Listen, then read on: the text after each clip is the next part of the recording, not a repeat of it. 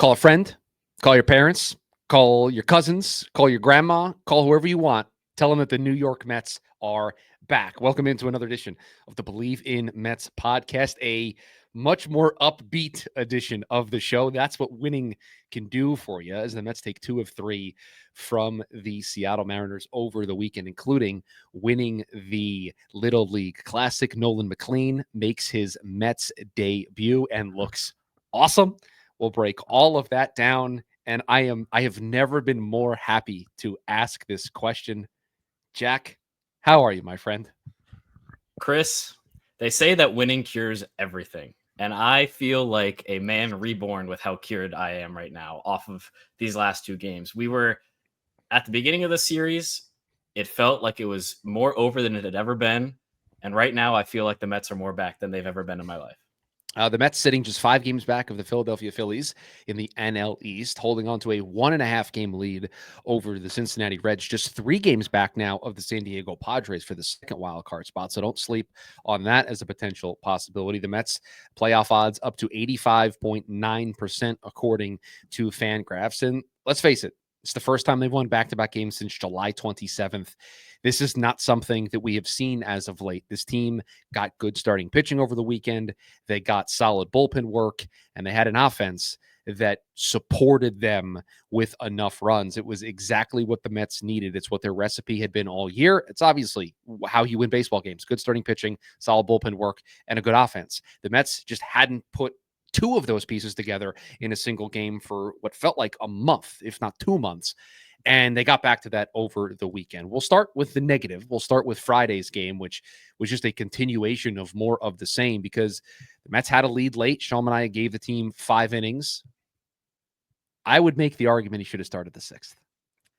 I don't know if I can agree with you. I know I get the argument, but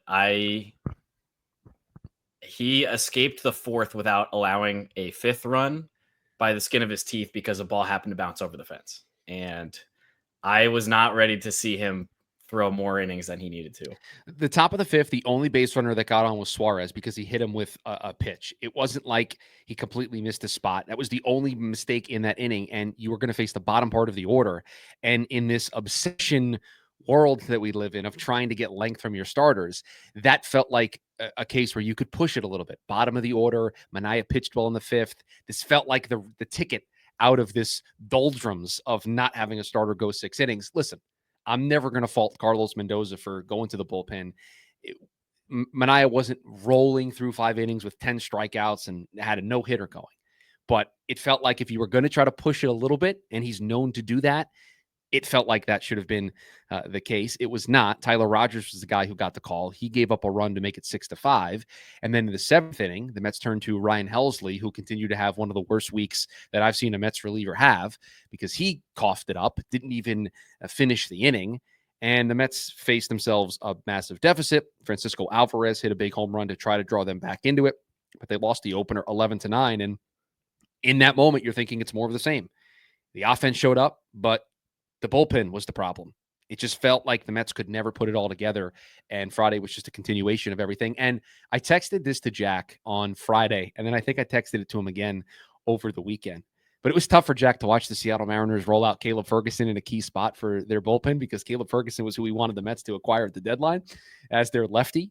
But the Mets just couldn't touch this bullpen late for Seattle in this game when the door got opened up by Francisco Alvarez's home run. And they lost the opener of the series. Yeah, I mean, it's just I don't want to add too much here because I don't want to harp on the most negative part of this series. Yeah. But it did feel like a lot of the deep-seated issues that have ruined this team in recent weeks. Sean Manaea not really looking like our ace Sean Manaea to start the game. Able to get through 5 innings, which is a plus, but still not, like you said, not a great outing, not a quality start. And then to have Ryan Helsley and I believe it was Brooks Raley give up 5 runs in that 7th inning was very unfortunate, especially given how back some guys looked in this game. Francisco Lindor, 3 for 5 with 4 RBIs. Francisco Alvarez, 2 for 4, also 4 RBIs. But hey, we move on to a much more exciting game to talk about in game 2 of this series. And this is what everyone's here to talk about, the breakdown of Nolan McLean's first start as a big leaguer, his first start for the New York Mets. And man, there's just so much hype around this kid in general, but you add onto it the struggles that the Mets have had pitching-wise as of late, and he delivered. I mean, I don't know if I mentioned it on the pod. I know I mentioned it to you. I can't. We do like the pre-show where we talk about what we're going to talk about on the show, and then we do a post-show where we just randomly talk about stuff afterwards. And I mentioned to you, could Nolan McLean channel his inner Matt Harvey from Matt Harvey's debut? And Yep. this is pretty close. This is pretty close to what Harvey gave the Mets in his debut back in Arizona when he made his first start. 5 1/3, 2 hits, no earned runs, 4 walks, 8 strikeouts. I mean, the stuff just was nasty. I mean, you want us to geek out? We'll do it. The sweeper, his average spin on his sweeper was 29.94 RPMs. If you look at sweepers across baseball, that would be the third best sweeper from a spin rate perspective. The only two that would be better would be Dustin May and Will Warren. If you look at his curveball spin rate, let me see what his average was in the game. I have it right here. The curveball had an average spin of 32.79. That would beat Charlie Morton, who leads baseball with a 31.68 average spin. So Nolan McLean, we use this term a lot when talking about pitchers who are just throwing well. He was literally spinning it on Saturday, throwing it like it was a Frisbee, both of those pitches. You saw why everybody is so high on this kid. The behind the back play to get out of a Oh my jam. gosh. It was everything that the team needed. It was everything that we have been told Nolan McLean could be. And he just looks like a guy that is unfazed by what moment could be in front of him.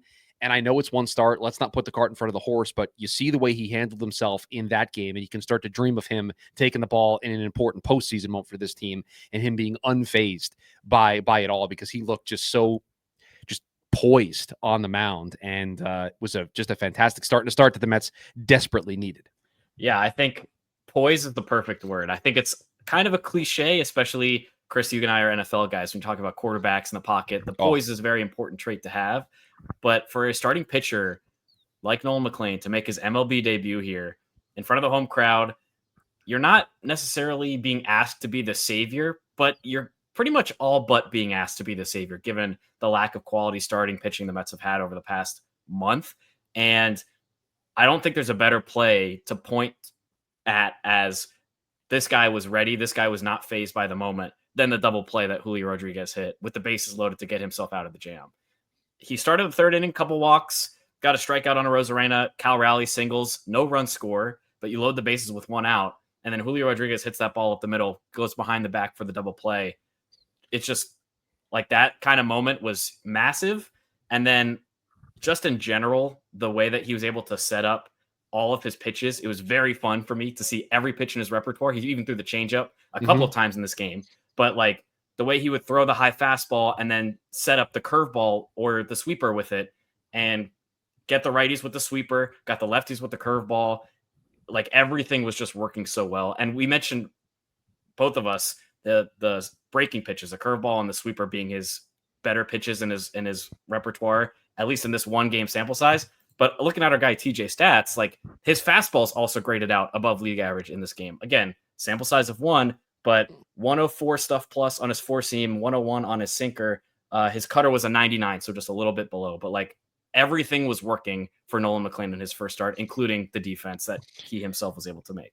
Yeah, in the minors this year, he has thrown the sweeper 27% of the time, and we told you that it's the pitch that he throws the most. He threw it 36% of the time in this start. So that's a confidence check, right? You could tell that he was very comfortable throwing that pitch because he threw it more from a percentage perspective than he's done for a majority of the year down in the minor leagues. But yeah, I mean, just it checked every box. And if there was ever a thought that this was a one start thing and then they were going to move him back down and put Paul Blackburn or McGill or keep Frankie Montas around, like he put an end to that instantly. I mean, the people in the building, the fans in attendance, were booing Carlos Mendoza when he went to go take him out after 5 1/3.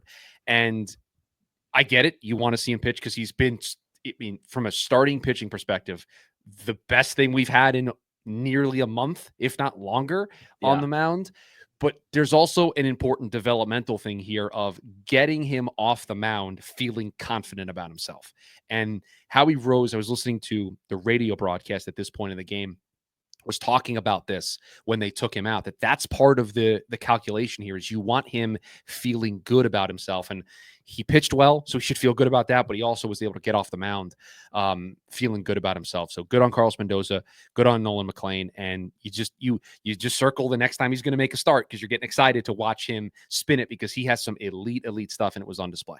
Yeah. And to that point, to your point, and to Howie Rose's point, I saw Mendoza pulling McLean at this point as almost a reaction to some of the Christian Scott starts that we saw last year, where he would be going in, pitching really well for like 4+ innings into the 5th inning, and then things would start to fall apart a little bit. I texted you at the start of the 6th inning. I said, you got to get Nolan McLean back out there for the 6th, give him Cal Raleigh, and if it doesn't go well, you pull him. Ended up walking Raleigh and then staying in to face Julio Rodriguez. But then as soon as Josh Naylor came up, another lefty, Mendoza had the hook there. And I thought that was, honestly, as much as we've been criticizing Carlos Mendoza for the timing of when he's pulled his starting pitcher, I think this was about like the perfect time, especially given how Gregory Soto was able to get out of that inning despite some shaky, scary moments halfway through. Yeah, there's a balance for Carlos to strike, and I think he did a great job here. And I texted you, we were talking about it beforehand, about how to handle McLean as he went deeper into the game, because Christian Scott's the name that we invoked, that they're just Christian Scott would be rolling, and then he would hit a little bit of a bump, and they would kind of try to ride through it, and it would send his starts like a little off the rails. And you don't want to have those moments with McLean. And I think Carlos struck a really fine line and did a nice job of getting him off the mound in a good spot while also pushing him to his limits. And so, yeah, just get very excited for the next time that we'll get to see Nolan on the mound. And elite stuff plays at this level, and he has elite stuff. And to have 2 elite breaking balls, because his 2 best graded pitches are the curveball and the sweeper, with the sweeper grading out as his best pitch, that's some really, and it's not like the 4-seam and the sinker are bad pitches. They're just not as good as the sweeper and the curve. And he's just going to be a problem for a lot of guys, because you just don't know what to expect. Yeah.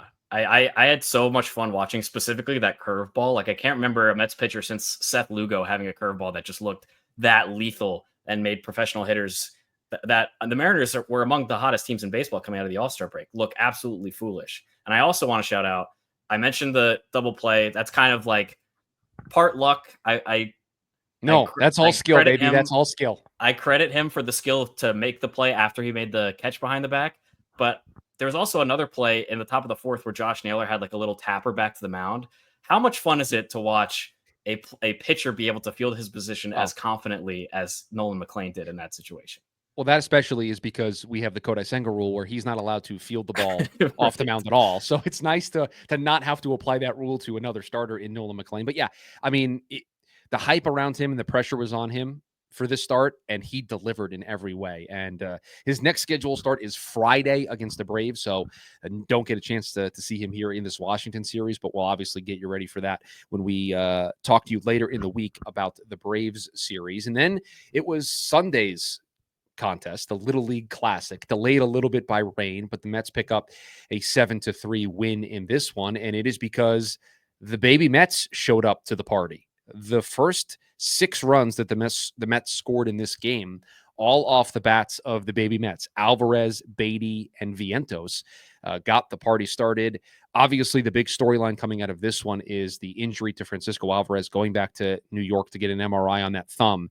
And you just hate that is a thing right now, because Francisco Alvarez, in his 21 games since coming back from the minor leagues, is hitting .323 with a .408 on base percentage, 6 doubles, a triple, 4 home runs, and 13 RBIs with 20 hits and 14 runs scored. Shout out to the Just Mets newsletter for putting those numbers together. I mean, he has been everything that this franchise thought he could be since coming back from the minor leagues, and to have a potential speed bump, roadblock, traffic cone, however you want to describe it, be put up is such a brutal bit of bad luck. It's awful. It's we've been talking about it for like at least the last 3 or 4 series now. You and I offline will just be like, Chris, Francisco Alvarez, he's back. because the power is back. He's pulling the ball in the air. He's even using the opposite field, and it's not because he's late to a pitch. Like, he's actually using the outside pitches and going with them and generating power off of that. And to have this play happen too it was a hustle double. Like, he was moving to beat the throw there and slide in safely. It's just such brutal luck and brutal timing. I just hope that maybe this game from Vientos with that home run to the opposite field might be a way for the Mets to transition. Like, okay, we're down Alvarez, but Vientos is back and his power is back. So maybe he can pick up some of the slack that Alvarez might leave behind. Yeah, let's talk about Mark Vientos. And listen, just because he's getting an MRI doesn't mean that he's going to miss a significant amount of time. It could come back clean, and he could take a day off and be back at some point in this Washington series. The Mets haven't made a roster move yet to call up another catcher. So we need to see the results of that MRI. And as we're recording the pod on Monday, we do not have said results just yet. But let's talk about Mark Vientos, because it had been a long time since we'd seen him make a start. I mean, his playing time had diminished almost to non-existent. I mean, I think I joked with you at one point, do we even know if Mark Vientos is in the dugout? Because it just he wasn't being used as a starter. He wasn't being used as a pinch hitter. It just felt like he had been pinned to the bench. And Carlos Mendoza, while I don't think he meant to, with the way that he answered questions about Mark Vientos and his lack of playing time, was basically saying, like, Mark's not playing well enough. And Beatty and Mauricio and McNeil and Marte, they're just playing better. And the two spots that are up for grabs every day are third base and DH. And Mark's not drawing in because of that. And there was I forget exactly what day it was, but there was a pregame press conference where Carlos was asked about, we haven't seen Vientos in like 7 days or whatever.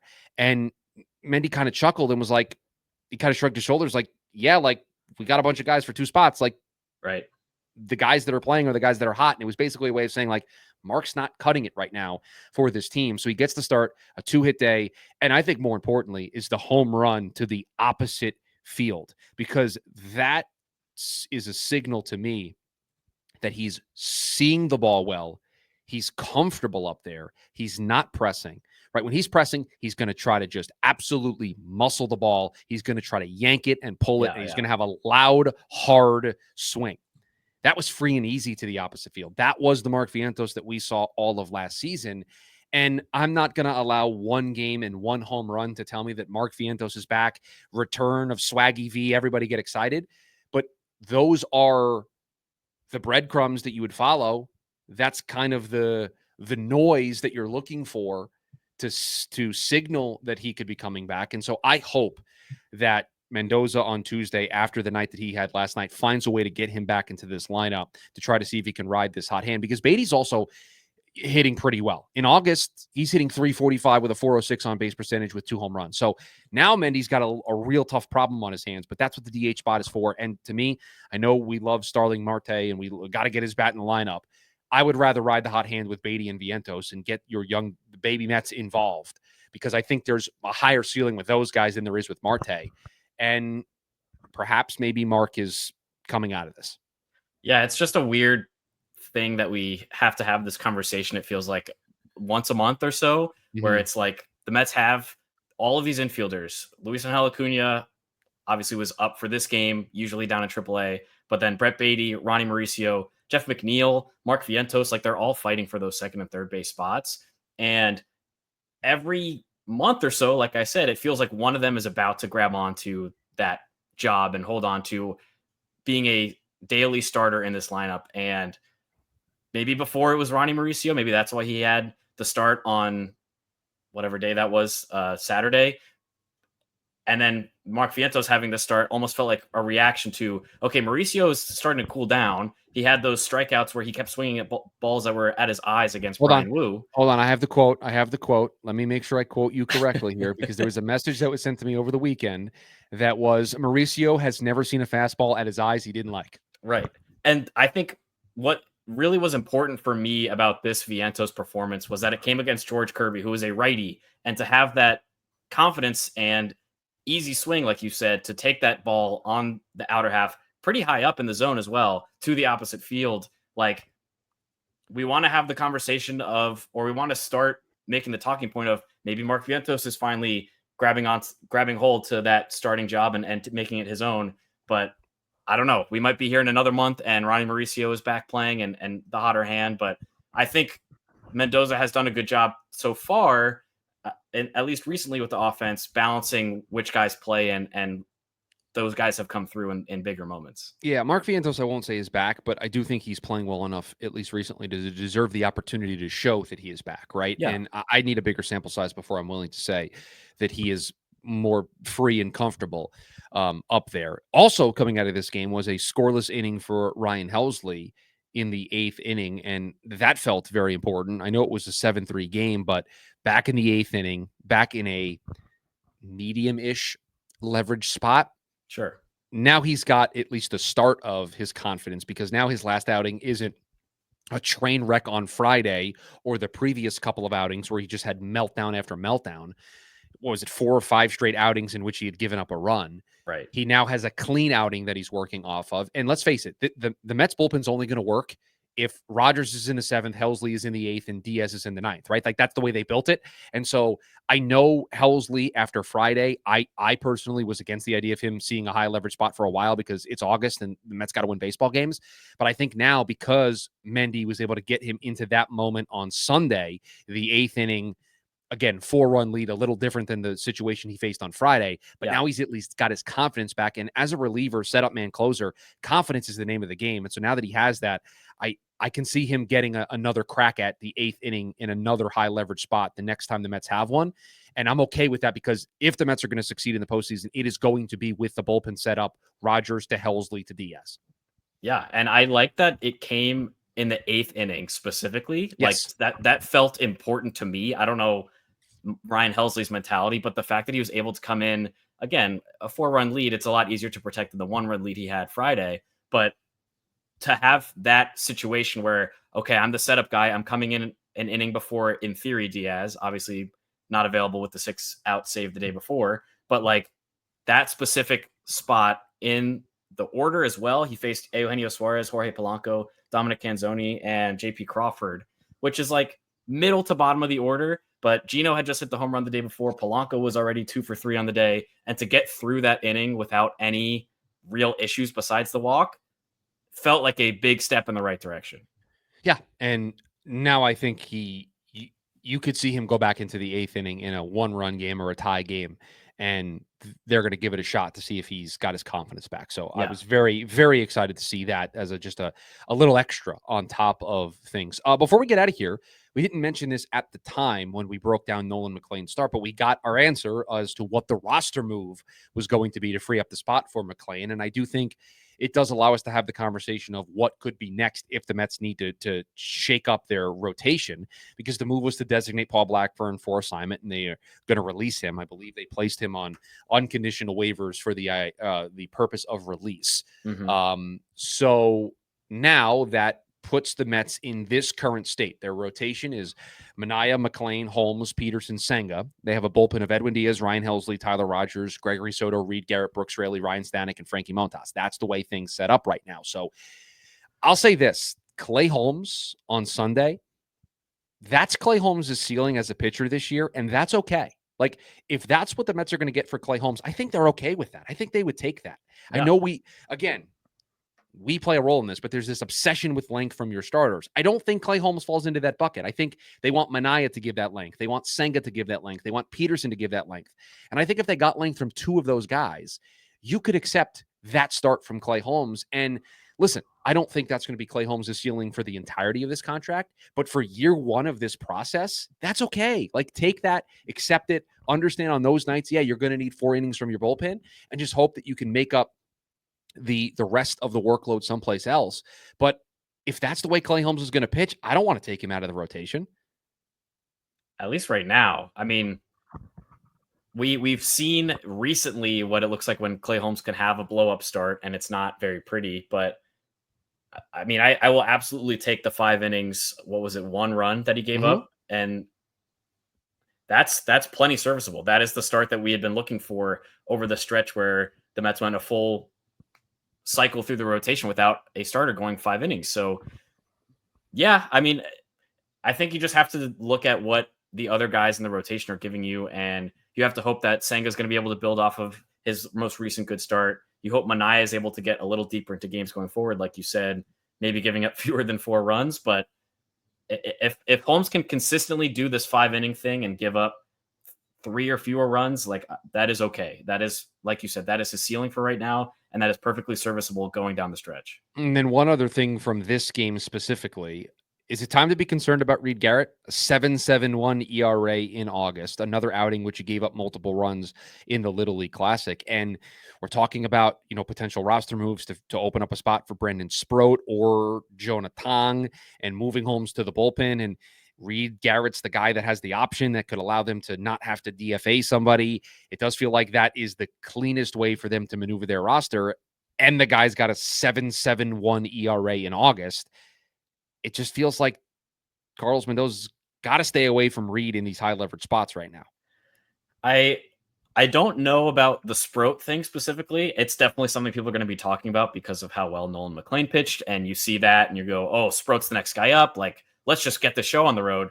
But like we talked about with Holmes, he's semi-consistently been giving the Mets the 5 innings of solid pitching.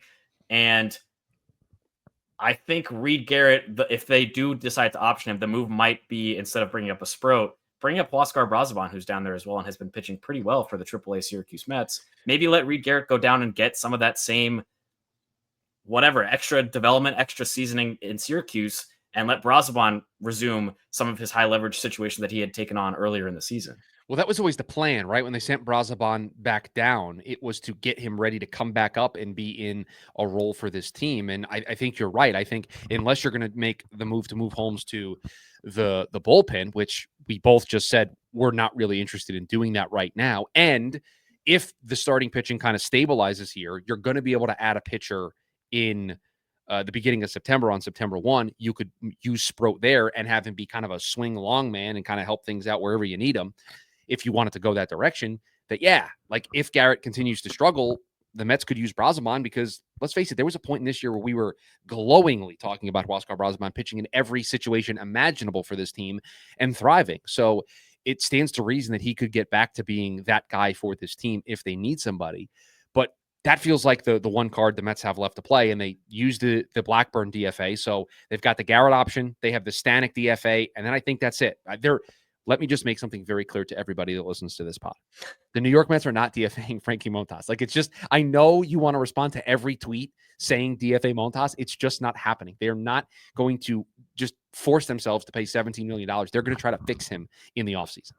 Yeah. I think of those moves, it's still by far the least likely. I was looking into how they've used Stanek recently, and it's been very sparingly. And I almost wonder if that's a sign that he's definitely fallen off the trust tree for Carlos Mendoza, because he's pitched 5 times throughout August. We are now at August 18th. And his most recent outing was in the first game of the series when the lead was already blown, and he just pitched a third of an inning and then sat back down. Can I tell you who's quietly moving up the trust tree? Who's that? Gregory Soto. Quietly just moving his way up the trust tree. He made me very nervous on Saturday when he had the cross up with Alvarez, whatever happened there, and the runner got to Cal Raleigh, stole and then got to third base, but ended up getting out of it. And if he can keep putting together situations where he's able to get out of innings, even if he puts himself in the scary situations, I mean, 8 1/3. I'll move him up the trust tree. 8 1/3 has not allowed an earned run yet. Like, if that doesn't move you up the trust tree, I don't know what does. Yeah. Like, he's been great for this team. He's been the best reliever of the 3 they acquired at the deadline. I trust him more than I trust Brooks Raley as a lefty in a high leverage situation after Friday, I think. Yeah, and if there was a problem with Helsley where they wanted to remove him, although I think, again, after Sunday they are going to move back to that, I thought Soto could have been one of the guys that got a crack at some high leverage opportunities. Yeah, it's. I keep thinking of the alternate universe where we still have like a AJ Minter in the mix as well, and it's like a. Oh my gosh, I'm already forgetting his name. Who was the guy that we were so high on at the beginning of the season? Max Kranick. Where's Max Kranick? I totally blanked. But like having AJ Minter on top of Tyler Rogers and Gregory Soto and Brian Helsley and Edwin Diaz, like, man. But no, Gregory Soto, I feel like should start to get more high leverage situations. I just haven't seen Mendoza be willing to do that quite as much early in this tenure with the Mets. Yeah, I think the easiest flip to do right now is to start giving to Soto the opportunities that Garrett was getting. Yeah, and see how he handles with that workload, because they're kind of already both in the same bucket of reliever anyway. sure. And Garrett appears to be the guy that Mendoza trusts to call out of the bullpen first. And I think that stuff should now go to Soto, is the way that I would set it up. I think I agree, especially because we've seen Soto now a few times, including on Saturday, have several ups where like he'll go in the Right. game, maybe in the middle of an inning, and then be able to come out and pitch another full inning, which Right. is Get you something we've 4 outs, obviously seen right? Reed Garrett do a ton of times. Yeah. So Somebody that can get you 4 outs or 5 outs in a rare situation. And yes, Soto, that's what Garrett can do when they need him to do that. And Soto at least is showing some ability to do that for this team. Boy, it's so much fun to talk about a team playing well. Like, it's just to not dwell on all of the yeah. mistakes. And we didn't even talk about everything good. Like Edwin Diaz having a 6-out save on Saturday Oh, was well, that was the clue that you needed, that Carlos Mendoza just had zero faith in any of his bullpen that day. Yeah, He was yeah. like, we're winning this game, 6-out save from Diaz, worry about tomorrow. I just like seeing Edwin Diaz pitch as well as he did. Yeah, I mean, he was great. And then not having him on Sunday and not really being bitten by that move, by having a safe spot and having a close 1-run game that you needed to maneuver. The Mets were able to get enough insurance to win that game comfortably. It's a 3-game series starting tomorrow in Washington. It is David Peterson, it is Kodai Senga, it is Sean Manaea. And you look at it on paper and you pass the baton, right? Nolan McLean passed the baton to Clay Holmes. Clay Holmes passed the baton to David Peterson. And Petey is going to want to just absolutely right the wrong of that last start that he had. And you like their chances against a Washington team that 50-74, bottom of the NL East. They've got some exciting players, right? But not a team that you should be afraid of. I know we all think about okay. Carlos Mendoza, come nice and close. Do not pitch Ryan Stanek in this series, please. Don't do it. Yeah.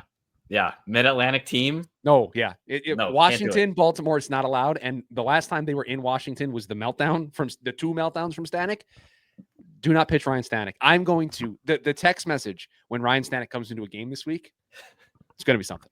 It's going to be legendary. No, I'm excited to see David Peterson specifically pitch. I mean, that's like a scripted thing for me to say almost, because he has been for a long time until his most recent start easily the most consistent Met in terms of length, in terms of quality. I think he's not only trying to right the wrong of his past start, but even his start before that against Cleveland, where he gave up the 4 runs in 6 innings. Like, I think he wants to have a little bit more of a shutdown outing. And we've seen him earlier this season do that, where he's had a couple slip ups and then he locks back in. And I think this is a perfect situation for him against Washington. And this is not a note necessarily for this podcast. It's probably 2 podcasts from now, but I do want to make note of it. The Mets don't have an off day after today for a little bit. And they're going to need a 6th starter on Monday. I mean, Kodai Senga does not go on your normal traditional days of rest. They always give him an extra day. He pitches on Wednesday, the 2nd game of this series. He is slated. I'm looking at the Fangraphs projected starters. He is slotted in for that Monday, August 25th game. He's not going to make that start.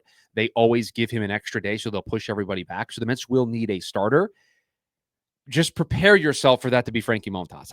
I just want to get everybody prepared for that to be Frankie Montas as an opener or something. I just want everybody to be ready for that. I was scared you were going to say Brandon Sproat, and I was going to say, no, Frankie Montas. So I'm glad we're on the same page there. That is definitely what they're going to do. Yeah, they could, in theory, they could use Reed Garrett's option, bring up Brazaban, have Brazaban opener, Montas bulk, and then Brazaban back down after the game for Garrett. No, they'd have to wait, because if they send Garrett down, they don't have him for 10 days. Right. So they'd have to be careful, but that could be the pathway to get Brazaban back up. I think that's 2 birds with 1 stone right there. And then they also could just have Montas start and do 3 innings, have Brazaban pitch like 1 1/3, 1 2/3, and go from there. Just because, one, we could get Brazaban in the 4th inning, which is one of the 2 innings he hasn't pitched for the Mets this year. Sure, we're still playing Brazaban bingo. But also because we've talked about multiple times, Montas, the issue is not the 2nd, the 3rd time through the order. It's just whenever. So maybe he just has a spot start there and they just let him go as long as he can, if it's effective. But we'll see. Yeah, so just keep an eye on that, because the Mets may make some interesting roster moves over the next couple of days in order to do that. It was also good to see Luisano Acuna back as the 27th man for the game on Sunday. And you and I both we're having, I think it was an offline conversation of who the offensive guy will be when the rosters expand in September. And you think it's going to be Acuna. I wonder if it's going to be Jared Young to add some pop to the bench. But yeah, we could see Acuna back at the beginning of September when the rosters expand and everybody gets 2 more spots. That's going to do it for us here. We are back again at the end of this Washington series. Man, just a breath of fresh air to talk about some good Mets baseball. And Lindor, we didn't even touch enough on the hot streak that Lindor is on. He looks back. The toe Player of the week, National League Player of the Week. Doesn't it feel like the toe is healed? Yeah. And that he's just feeling comfortable in the box? Even though he had the slip up on Sunday, like the fact that he's stealing again and ruin the streak, Francisco. What are you doing? Ridiculous. Shouldn't have counted. It was a pickoff move. 39 consecutive steals for the Mets before Lindor got picked off. Yeah. Tied the record, I Bleav. But he's definitely back. Like, he is swinging a hot bat. He is running the base as well. Like, I'm very happy to see that. It definitely seems like the toe was the lingering issue. If I had to make an outside opinion, it seems healed now. Not a doctor, but playing a doctor on a podcast. We are back after this Washington series to recap everything. We'll get you ready for Atlanta, Nolan McLean's second start, and we'll check in on where the playoffs currently stand. The Mets have a 1.5 game lead over the Cincinnati Reds. Shout out to the Milwaukee Brewers for helping the Mets out a couple times over the weekend. Big time. In a big way, bailing the Mets out, especially on Friday. Friday was a big one for the Mets. They hold on to a playoff spot for now. Philly, Zach Wheeler going to miss some time. I have a Phillies fan friend who is kind of worried legitimately that they're not going to have enough pitching down the stretch here. So the division could be open if the Mets can continue to get the starting pitching that they've gotten over the last couple of days. If the offense truly is back, if Francisco Lindor is swinging this type of bat the rest of the way, boy, can the Mets end this season on a good note. If you are new here, rate, review, subscribe to the podcast wherever you are listening to us. If you want to watch the program, you can check us out on YouTube. Just search Jack McKessy, McKessy, and that is where all of the Bleav in Mets video versions of the show live. We're back Thursday, Friday for another edition of Bleav in Mets. We'll get ready for the weekend series against Atlanta. In the meantime, let's go Mets. Let's go Mets.